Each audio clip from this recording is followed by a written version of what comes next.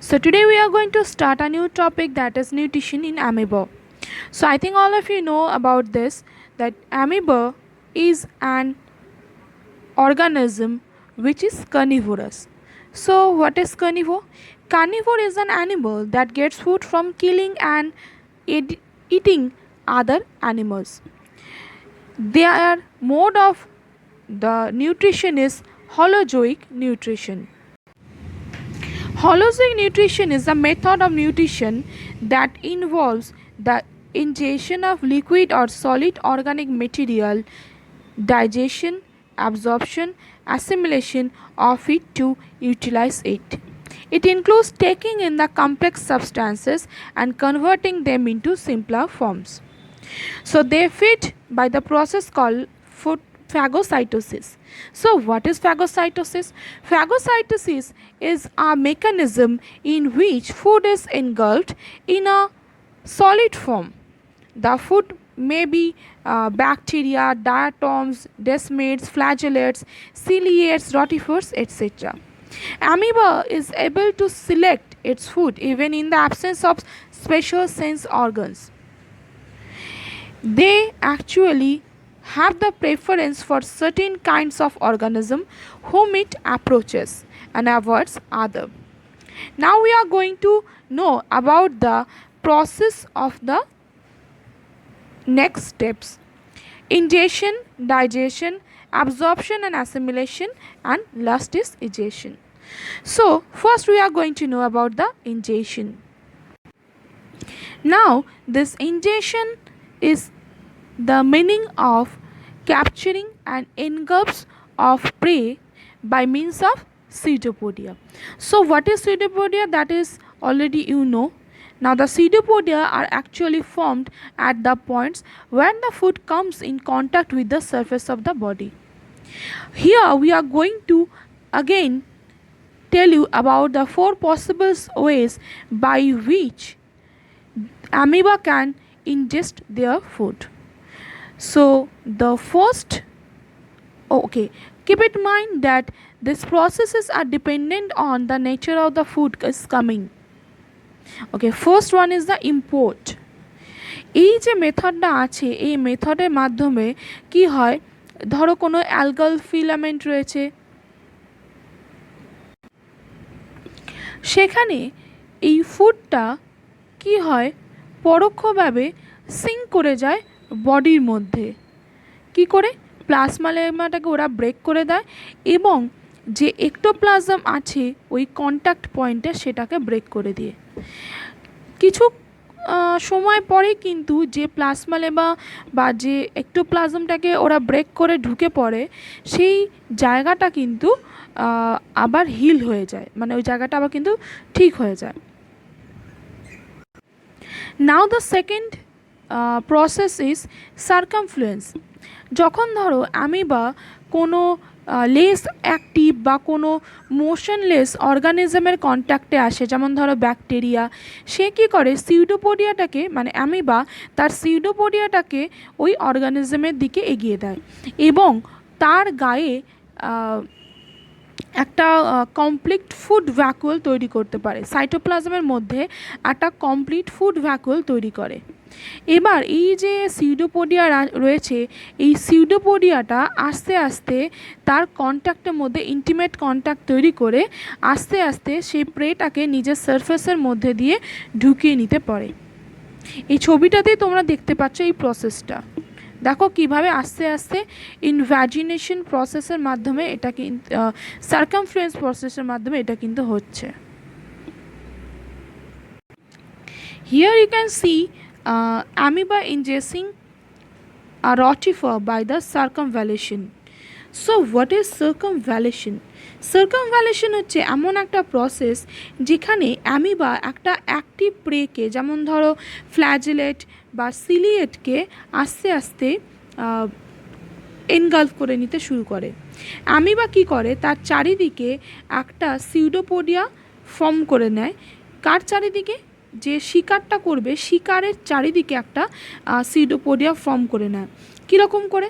আস্তে আস্তে দেখো কাপের মতো করে কিন্তু সিউডোপোডিয়াটা ফর্ম করে নিচ্ছে এবার দেখো আস্তে আস্তে এই যে কাপ লাইক স্ট্রাকচারটা তৈরি করেছে বিতে, দেখো ওই কাপটাকে বলা হচ্ছে ফুড ক্যাপ। তো সিউডোপোডিয়া কিন্তু এই যে প্রে আছে তার ইন্টিমেট কন্ট্যাক্টে কিন্তু আসে না। যখন এনগালফ করে তখন তার ইন্টিমেট কন্ডিশনে মানে কন্ট্যাক্টে কিন্তু আসে না। আস্তে আস্তে কি হয়, এই ফুড কাপটা কনস্ট্রিক্ট করতে শুরু করে এবং তার যে একটা পোর ফর্ম করে নেয়, সেই পোরটা কিন্তু পরবর্তীকালে কিছুক্ষণের মধ্যেই কিন্তু বন্ধ হয়ে যায়।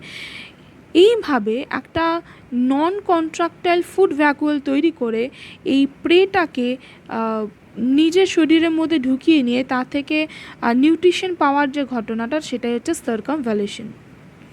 নাও next, by the process of ইনভ্যাজিনেশন।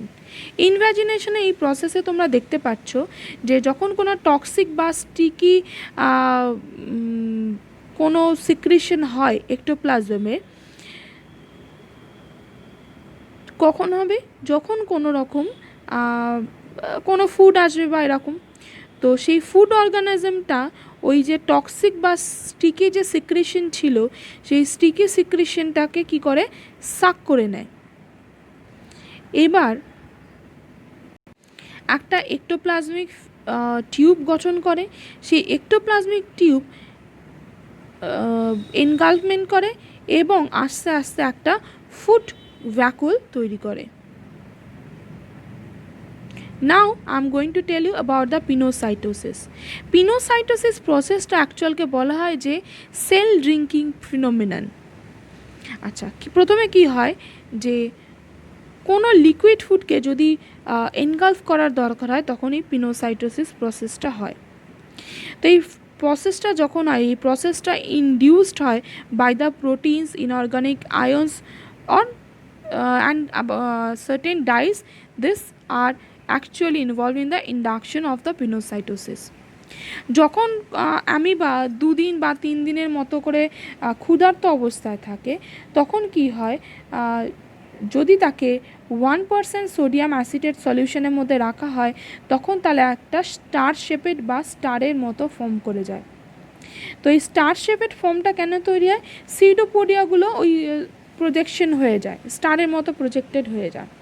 আচ্ছা, এরপরে কি হয়, যে প্লাজমা লেমা যেটা কিনা কলাইডাল মেটেরিয়ালের চারিদিকে রয়েছে সেগুলো আস্তে আস্তে একটা পিনোসাইটোসিস চ্যানেল করতে শুরু করে। তো কি হয়, এই কোথা থেকে শুরু হয়, ইনার এন্ডস থেকে এটা কিন্তু শুরু হয়ে যায়।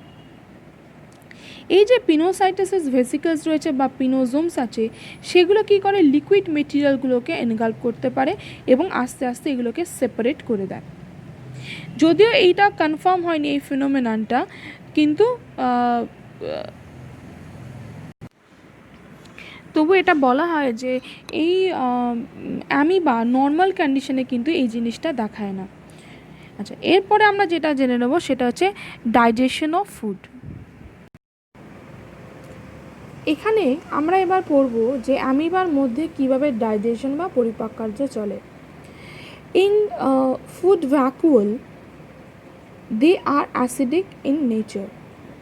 After some time the acidity becomes low and the alkalinity becomes high.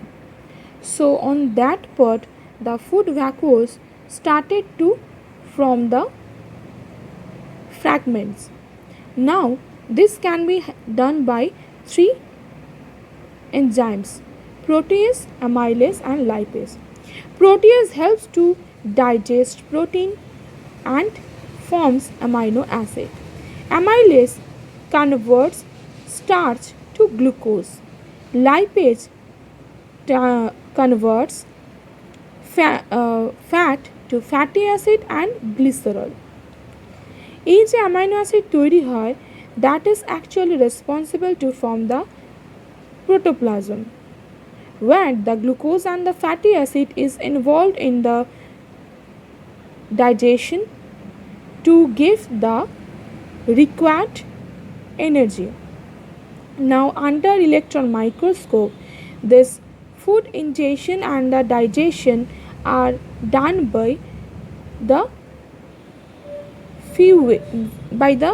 following way. Here, near the food vacuole, there is lysosomes. Now, the food vacuoles started to join each other, and the lysosomes are helping to do the digestion. Digested materials are in the form of fragments which are present near the food vacuoles. Now these food fragments moved by the endoplasm, and the food fragments started to diminish, and they become the part of endoplasm. Now the part which are not able to be assimilated in the body, they are come in the part of body, and on that part the plasma lemma starts to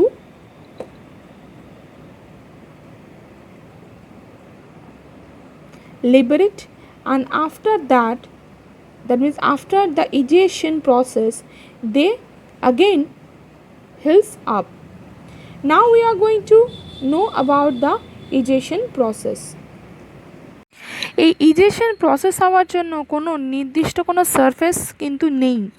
তো ইজেশন process যেটা হয় সেটা কিন্তু যে undigested যে residue আছে সেটা surface বডির যে কোনো একটা পয়েন্ট দিয়ে বেরিয়ে যেতে পারে। যেগুলো মুভিং অ্যামিবা আছে সেগুলোতে ফুড ভ্যাকুয়ালস অনেক বেশি অ্যাক্টিভ কন্ডিশনে থাকে। এবার সেগুলো আনডাইজেস্টেবল যে রেসিডিউ আছে সেগুলো আস্তে আস্তে ব্যাকওয়ার্ডলি পাঠাতে থাকে, এবং ব্যাকওয়ার্ডলি পাঠাতে এটা পশ্চারাল এন্ডে এটা ডিসচার্জ করে যায় এবং অ্যানিমালসটা সামনের দিকে মুভ করে যায়।